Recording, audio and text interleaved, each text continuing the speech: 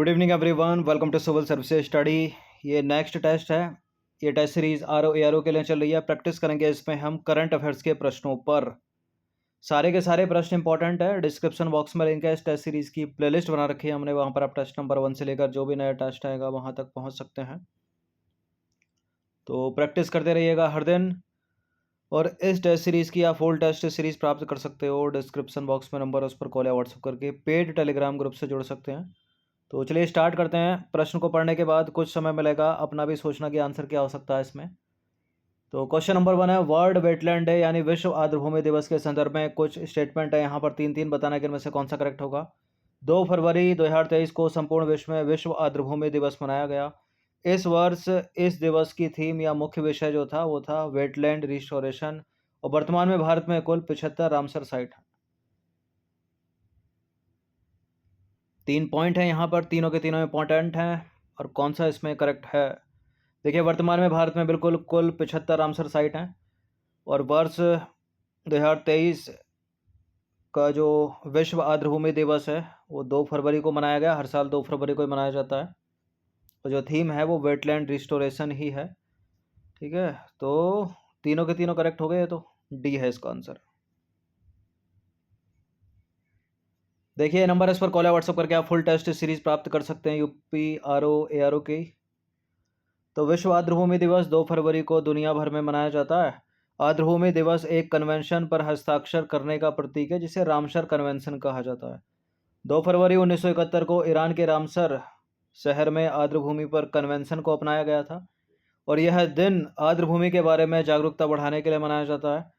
13 lakh hectare से अधिक क्षेत्र में फैले भारत के 75 रामसर स्थलों के साथ एशिया में सबसे अधिक आर्द्रभूमियां भारत में।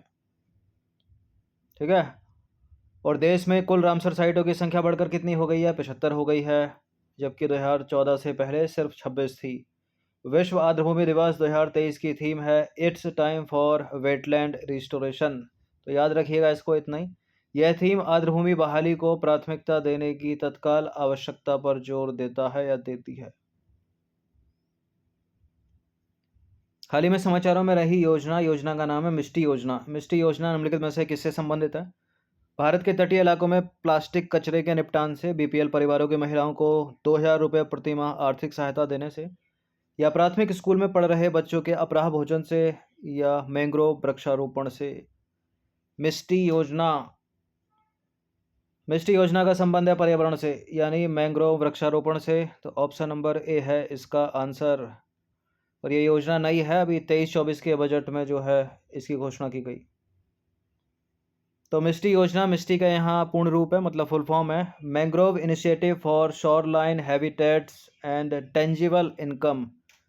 इस योजना की घोषणा पहली बार केंद्रीय वित्त मंत्री निर्मला सीतारमण ने वर्ष 2023-24 के केंद्रीय बजट में किया अभी हाल ही में। और यह भारत के समुद्र तट के साथ लवण युक्त भूमि पर मैंग्रोव वृक्षारोपण की सुविधा प्रदान करेगा या करेगी। देखिए यह जो योजना है वो मनरेगा, कैंपा फंड और अन्य स्रोतों के बीच अभिसरण के माध्यम से संचालित होगी। इसका उद्देश्य है तटीय मैंग्रोव वनों का सघन वर्गीकरण। और भारत के पूर्वी और पश्चिमी दोनों तटों पर इस तरह के वन पाए जाते हैं। मैंग्रोव वन की बात हो रही है। और बंगाल में यानी पश्चिम बंगाल में जो सुंदरबन है वो सबसे बड़े मैंग्रोव वनों में से एक है। बाकी पश्चिम बंगाल के सुंदरबन के अलावा अंडमान क्षेत्र में, गुजरात के कच्छ और जामनगर क्षेत्रों में मैंग्रोव का पर्याप्त आवरण है भारत में। देखिए शुरुआत में देश भर के 9 राज्यों में मैंग्रोव कवर को बहाल किया जाएगा।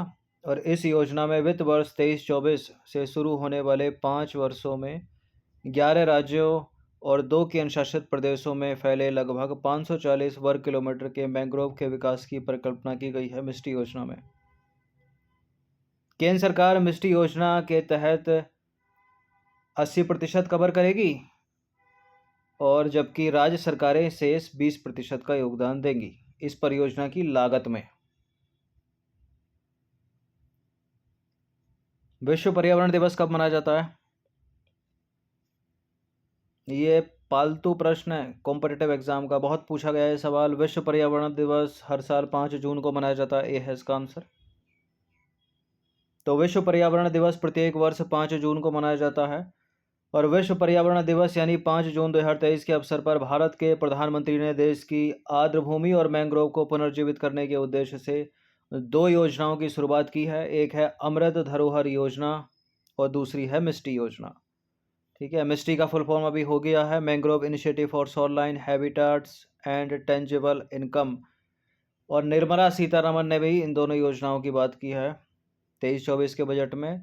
और भारत के प्रधानमंत्री ने भी 5 जून 2023 को विश्व पर्यावरण दिवस के अवसर पर प्रधानमंत्री ने कहा, पिछले 9 वर्षों में भारत में आर्द्रभूमि और रामसर स्थलों की संख्या पहले की तुलना में लगभग 3 गुना बढ़ गई है। अब मिस्टी योजना तो देख ली है हमने, अमृत धरोहर योजना भी देख लेते हैं। इस योजना की घोषणा पहली बार केंद्रीय वित्त मंत्री निर्मला सीतारमन ने वर्ष 2023-24 के केंद्र बजट में की थी। ठीक है, तो बजट पहले आता है और विश्व पर्यावरण दिवस 5 जून को आता है, तो बाद में प्रधानमंत्री ने ही बोल दिया। आर्द्रभूमि के इष्टतम उपयोग को प्रोत्साहित करने और स्थानीय समुदायों के लिए जैव विविधता, कार्बन स्टॉक और इको टूरिज्म के अवसरों और आय सृजन को बढ़ावा देने के लिए योजना को अगले 3 वर्षों में लागू किया जाएगा। और यह झीलों के महत्व और उनके संरक्षण पर जोर देगी। अमृत धरोहर योजना और मिस्टी योजना दोनों इंपॉर्टेंट है। क्वेश्चन नंबर 4 पर आ जाइए। करंट अफेयर्स का अगला प्रश्न है, IUCN विश्व संरक्षण कांग्रेस 2025 की मेजबानी कौन सा देश करेगा? IUCN विश्व संरक्षण कांग्रेस 2025 की मेजबानी कौन सा देश करेगा? मन में प्रश्न आ रहा होगा कि 23 और 24 की किसने की थी? किसी ने नहीं की, क्योंकि 4 साल में एक बार होता है ये। कौन करेगा? संयुक्त अरब अमीरात करेगा। डी है इसका आंसर। देखिए, IUCN कांग्रेस जो है दुनिया का सबसे बड़ा संरक्षण कार्यक्रम है, जो हर 4 साल में आयोजित किया जाता है, जैसे कि विश्व कप क्रिकेट का और फुटबॉल का।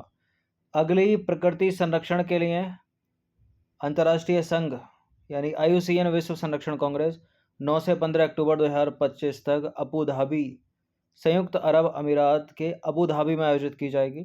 और पिछला IUCN विश्व संरक्षण कांग्रेस 2021 वो कहाँ हुआ था? फ्रांस में हुआ था, फ्रांस के मार्शले में। और 25 का होगा संयुक्त अरब अमीरात में। इंपॉर्टेंट है, याद रखिएगा। अब बात IUCN की बात हो रही है, तो IUCN एक अंतर्राष्ट्रीय संगठन है जो प्रकृति और प्राकृतिक संसाधनों के संरक्षण और सतत उपयोग की दिशा में काम करता है। 1948 में स्थापित किया गया और यह दुनिया का सबसे बड़ा और सबसे विविध पर्यावरण नेटवर्क है। और यह दुनिया भर की सरकारों, गैर सरकारी संगठनों, वैज्ञानिकों और विशेषज्ञों को एक साथ लाता है। क्वेश्चन नंबर 5 पर आ जाइए। हाल ही में मेरी लाइफ मेरा स्वच्छ शहर अभियान की शुरुआत कहाँ की गई? नई Delhi, Ghaziabad, Varanasi, Bhopal.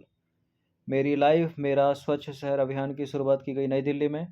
Option number A है इसका आंसर। देखिए, केंद्रीय मंत्री हरदीप सिंह पुरी ने, एस फॉर सिंह, हरदीप सिंह पुरी ने भारत की राजधानी नई दिल्ली में मेरी लाइफ मेरा स्वच्छ शहर अभियान की शुरुआत की। सीधे सीधे याद रखिएगा। क्वेश्चन नंबर 6 पर आ जाइए। हाल ही में जलवायु परिवर्तन पर पिट्सबर्ग संवाद 2023 का आयोजन 2023 कहाँ आयोजित किया गया था? चीन यानी बीजिंग, बर्लिन यानी जर्मनी, न्यूयॉर्क यानी संयुक्त राज्य अमेरिका, भारत नई दिल्ली।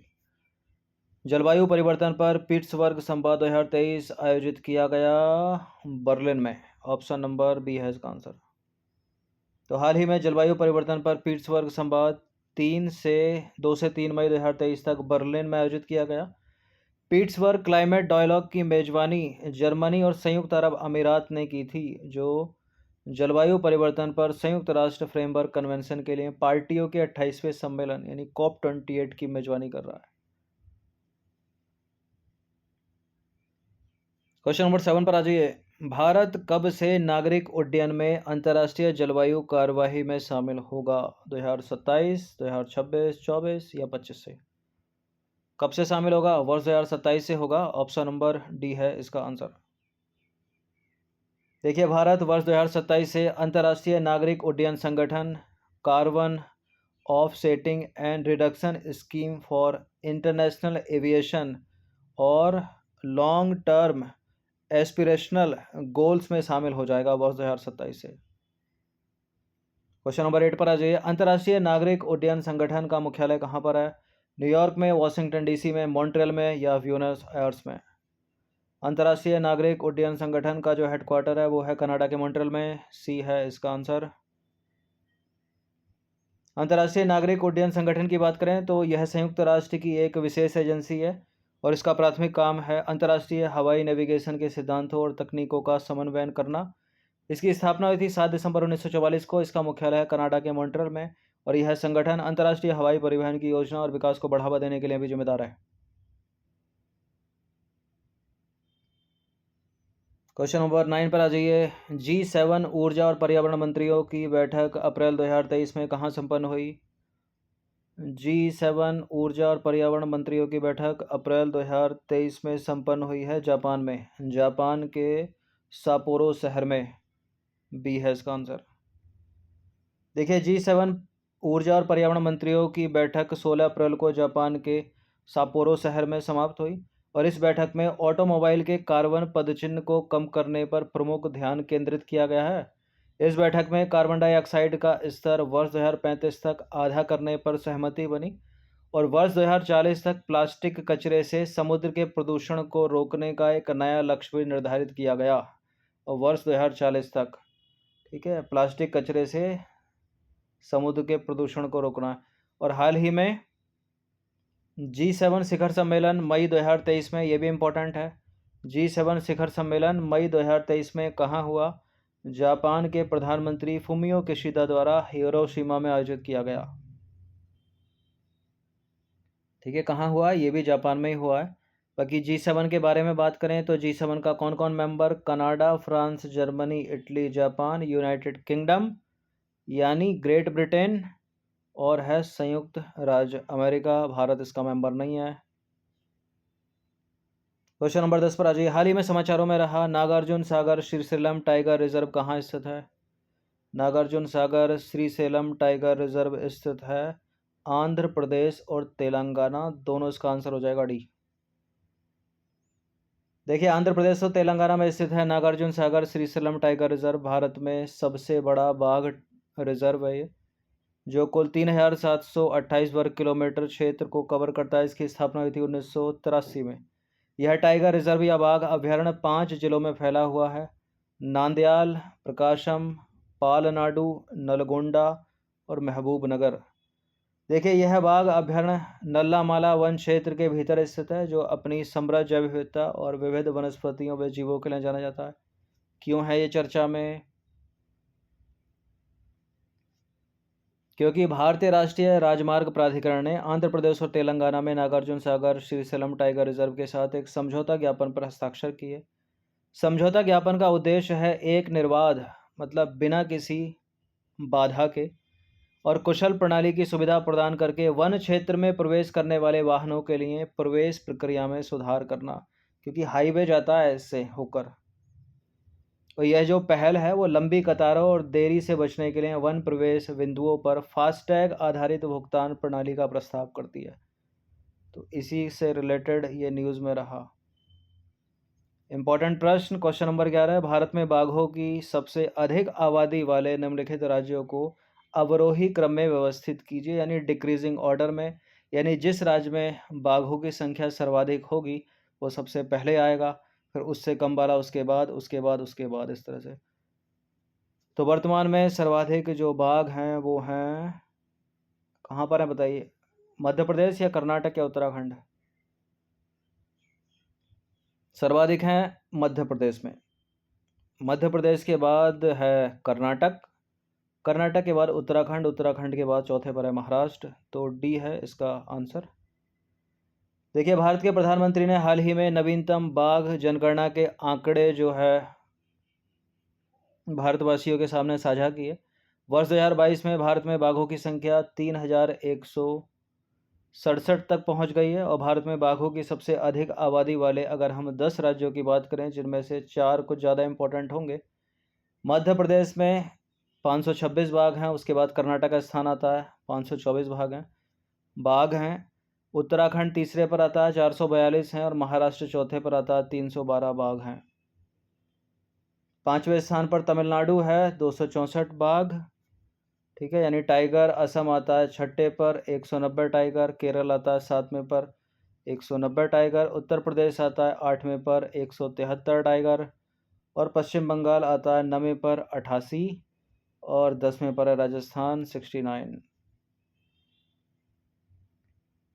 क्वेश्चन नंबर 11 पर आ जाइए। विश्व के पहले एशियाई राजा गिद्ध संरक्षण और प्रजनन केंद्र कहाँ स्थापित किया गया है?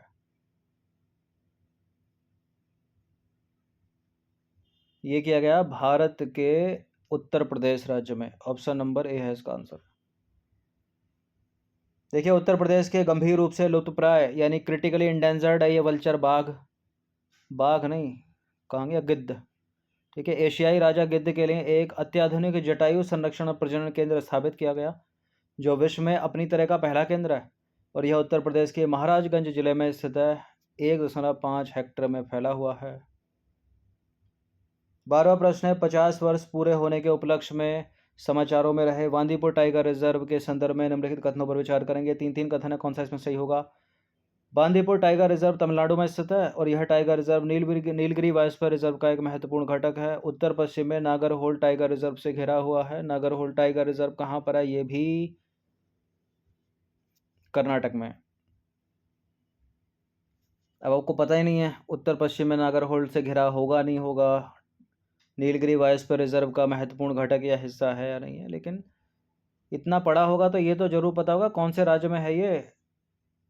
यह है कर्नाटक में। तो तमिलनाडु यहाँ लिखा है, तो क्या पूरा एलिमिनेट हो रहा है क्या? देखो तो जहाँ जहाँ एक है हटा दीजिए, बिल्कुल आपको ना दूसरा पता ना तीसरा पता, तब भी एलिमिनेट हो गया ये। और एग्ज़ाम में भी हो जाता है ऐसे। तो 2 और 3 करेक्ट है, पहला वाला इनकरेक्ट है, ये कर्नाटक में है। देखिए, बांदीपुर टाइगर रिजर्व ने 1 अप्रैल 2023 को प्रोजेक्ट टाइगर रिजर्व के रूप में 50 साल पूरे कर लिए हैं, इसलिए न्यूज़ में। बांदीपुर टाइगर रिजर्व के बारे में बात करें तो यह टाइगर रिजर्व कर्नाटक राज्य में है और 912.04 वर्ग किलोमीटर क्षेत्र में फैला हुआ है। यह कर्नाटक के 2 जिलों, कौन कौन से, मैसूर और चामराजनगर में स्थित है। और इसे दुनिया के प्रमुख बाघ आवासों में से एक माना जाता है। और यह देश के पहले biosphere reserve Nilgiri biosphere reserve का एक महत्वपूर्ण घटक है। बाघों की आबादी में गिरावट को रोकने के उद्देश्य से इसे वर्ष 1973 में तत्कालीन प्रधानमंत्री इंदिरा गांधी द्वारा लॉन्च किया गया था। कर्नाटक का बांदीपुर 1973 में प्रोजेक्ट टाइगर के प्रमुख कार्यक्रम के तहत लाए जाने वाले पहले 9 अभयारण्यों में से एक था। बांदीपुर टाइगर रिजर्व चारों ओर बांदीपुर टाइगर रिजर्व चारों ओर से घिरा हुआ है। उत्तर पश्चिम में नागरहोल टाइगर रिजर्व से, जो कि कर्नाटक में ही है। दक्षिण में ये मदुमलाई टाइगर रिजर्व से घिरा हुआ है, जो तमिलनाडु में है। और दक्षिण पश्चिम में वायनाड वन्यजीव अभयारण्य से घिरा हुआ है, जो कि केरल में है। ठीक है, इंपॉर्टेंट है, ये भी कहाँ पर है, मैच वैच करने के लिए पूछ लेगा। क्वेश्चन नंबर 13 पर आ जाइए। हाल ही में चर्चा में रहे आर्द्रभूमि बचाओ अभियान की शुरुआत किसने की? हाल ही में चर्चा में रहे आर्द्रभूमि बचाओ अभियान की शुरुआत की है भूपेंद्र यादव ने। ऑप्शन नंबर डी है इसका आंसर। और भूपेंद्र यादव कौन है? केंद्रीय पर्यावरण और जलवायु परिवर्तन मंत्री ने 4 फरवरी को गोवा के मुख्यमंत्री प्रमोद सावंत की उपस्थिति में आर्द्रभूमि बचाओ अभियान की शुरुआत की। नंबर 14 पर आ जाइए। भारत में वेटलैंड साइट्स के संदर्भ में सही है। भारत में कुल 75 वेटलैंड्स साइट्स ऐसी है जो रामसर साइट्स में शामिल है। और इस बार के वेटलैंड डे की theme it's time for wetland restoration रखा गया है। इस बार के वेटलैंड डे का theme it's time for wetland restoration. बिल्कुल ऊपर पड़ी तो थी, 75 ही हैं। तो प्रश्न ऐसे भी पूछा जा सकता है, प्रश्न पूछने के तरीके कुछ भी हो सकते हैं। करेक्ट है दोनों के दोनों स्टेटमेंट, सी है इसका आंसर। देखिए, भारत में वेटलैंड साइट्स की संख्या की बात करें तो भारत में कुल 75 यानी 75 वेटलैंड साइट्स ऐसी हैं जो रामसर साइट्स में शामिल है। पिछले 9 वर्षों में भारत की करीब 49 वेटलैंड साइट्स को रामसर साइट्स में शामिल किया गया। भारत की 13 लाख हेक्टेयर भूमि जो है रामसर साइट्स के अंतर्गत आती है। और भारत की सबसे बड़ी वेटलैंड साइट्स है सुंदरवन साइट। इस बार के वेटलैंड डे की थीम बड़े इंपॉर्टेंट आपको याद रखनी है, it's time for wetland restoration. इतना भी काफ़ी है, याद रहेगा, वेटलैंड रिस्टोरेशन। क्वेश्चन नंबर 15 है। हर वो चीज़ इंपॉर्टेंट है एग्जाम के लिए जो पहली है भारत के लिए या विश्व के लिए या किसी स्टेट के लिए? हाल ही में लद्दाख का पहला जैव विविधता विरासत स्थल किसे घोषित किया गया है? कीथम झील, सुर सरोवर, यायासो, शोकर। देखिए, सुर सरोवर या कीथम झील ये तो एक ही बात है। सुर सरोवर या कीथम झील ये उत्तर प्रदेश की है, तो ये तो हो नहीं सकती। शोकर या यायासो। शोकर आर्द्रभूमि भी जो है लद्दाख की है, लेकिन यहाँ जैव विविधता विरासत स्थल की बात हो रही है, वो भी लद्दाख का पहला, तो इसका उत्तर है यायासो, ऑप्शन नंबर सी। देखिए, हाल ही में यायासो लद्दाख का पहला जैव विविधता विरासत स्थल घोषित किया गया। ठीक है, और यायासो लद्दाख में 4,820 मीटर की ऊंचाई पर स्थित एक झील है ये, जिसे पक्षियों के लिए स्वर्ग के रूप में जाना जाता है। यायासो झील को चुमाथांग गांव की पंचायत कोमा जैव विविधता प्रबंधन समिति ने सिक्योर हिमालय परियोजना के तहत मिलकर जैव विविधता अधिनियम के तहत लद्दाख का पहला जैव विविधता विरासत स्थल घोषित किया गया। अब यहाँ एक परियोजना का नाम आ रहा है सिक्योर हिमालय परियोजना।